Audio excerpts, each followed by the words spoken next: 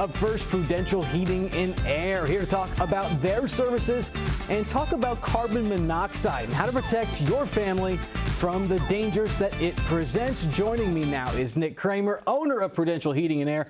Welcome to Listens Live. Thanks for having me. There's a lot of issues that can come from carbon monoxide. Obviously, the dangers that it presents to your family and your well-being, top of that list. What exactly is carbon monoxide? Why does that matter? And why is it known as the silent killer? Sure. Well, carbon monoxide is a gas that's produced whenever fuel is burned. Think your gas furnace, your gas stove, water heater, things like that. And what makes it so dangerous is that carbon monoxide, you can't see it, you can't smell it, so you don't know it's there. That's the big danger and the big risks that carbon monoxide presents. So then how would you know? So there's a couple of different things. One, we always recommend having a licensed heating and air contractor come out to your house once a year, inspect your furnace, inspect your vent pipes, inspect your water heater, make sure that everything's venting properly, that carbon monoxide is not backing up into your house. And then definitely we recommend having a carbon monoxide detector installed in your home, preferably in unfinished areas where your appliances are, but also definitely on every level, ideally by sleeping locations and things like that for sure. It seems like we see a lot more issues arise during the winter months. Why is that? So in the winter months, one, people are inside more. You're inside and spending more time indoors, staying out of the chilly temperatures outside. But also, that's when your gas furnace is running the most. That's when your water heater's running a lot, things like that. So that's typically when you see carbon monoxide issues arise, is in the wintertime. It's hard to detect without the proper equipment. So what are some of those signs? If you can't see it, you can't smell it, what are the signs that people need to be aware of if there might be carbon monoxide in their home? Sure. If you start getting headaches or feeling a little dizzy, maybe nauseous, especially what we see is, sometimes people can confuse it for flu-like symptoms, but especially if you have multiple people in the home kind of experiencing the same level of symptoms, that's definitely a time where you want to at least get it checked out, or if you have a carbon monoxide detector, make sure that the batteries are replaced and charged, and make sure it's working. And if the carbon monoxide detector does go off, by all means get out of the house and call 911. How quickly does that happen? How quickly can you go with a faulty furnace or a faulty whatever gas appliance it may be, from no carbon monoxide to a problematic amount of carbon monoxide? Sure. So it can happen fast, and it really just depends on what happens. If a vent completely gets clogged, if you have a really bad crack in your heat exchanger or something along those lines, it can happen pretty quickly. So you definitely want to make sure, like I said, have the inspection annually is a great way to make sure that you don't have those potential issues. But having the carbon monoxide detector is a very, very good way to detect those, to make sure that doesn't happen to your family.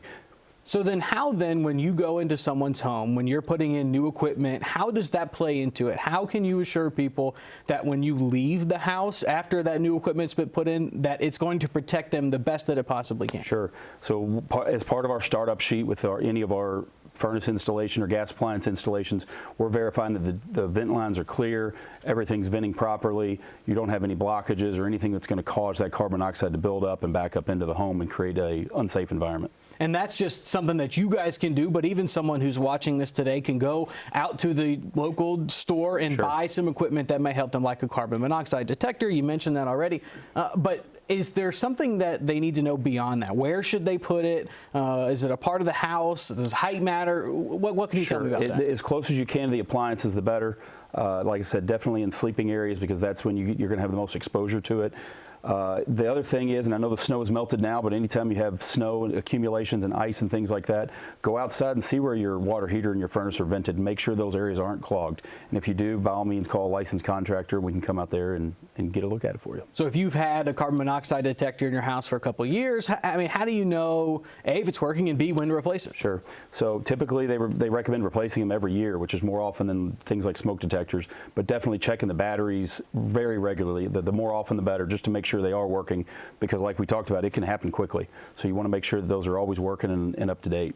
I know for you guys, when you go into someone's house and every bit of business that you guys do, you're there to protect the people that you're serving each and every day. How big of a role does that play in your business day to day, just knowing that your service is going to protect them at the end of the day? Well, I mean, safety is one of the pillars of our business. We're in people's homes dealing with electric, we're dealing with refrigerant, we're dealing with gas, and firing up gas-fired appliances.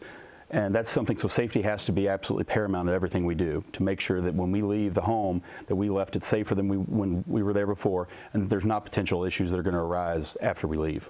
So if that carbon monoxide detector does go off, what's that first step? What do we need to do? What should somebody watching today know in the event that happens? If the carbon monoxide detector goes off, by all means, get out of your house. Call 911, let them know that your carbon monoxide is going off. They'll handle it properly by sending the authorities and contacting somebody, making sure the windows and doors are open to clear out that carbon monoxide of the house so that it's safe to go back in.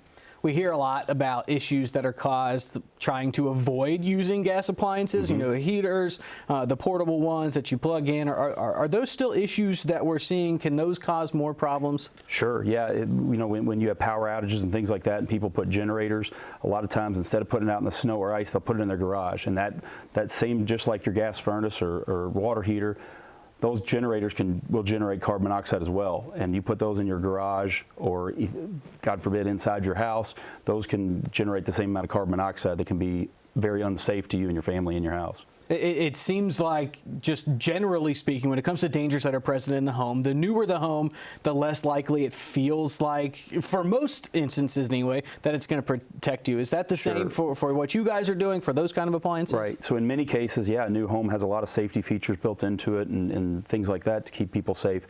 But in fact, as these homes are becoming more efficient, things like spray foam and things like that are making these homes even tighter. So if you do have a carbon monoxide leak, it can actually make the home even more dangerous in a newer home than sometimes in an older home that has, you know, draftier windows and things like that. 30 seconds left here. What should a homeowner do today? What is one step that they can take right now to make sure that they are safe from these dangerous gases? Well, I'll say two things. First, make sure your gas furnace is being inspected every year by a licensed HVAC contractor. We'd be happy to do that, but there's a lot of companies out there that can help. Making sure that the gas furnace is safe, making sure that the venting's done properly, and the most important thing you can personally do on your own, go to the big box stores, go to your local hardware store, buy a carbon monoxide detector, have it installed, at minimum where your furnace is located.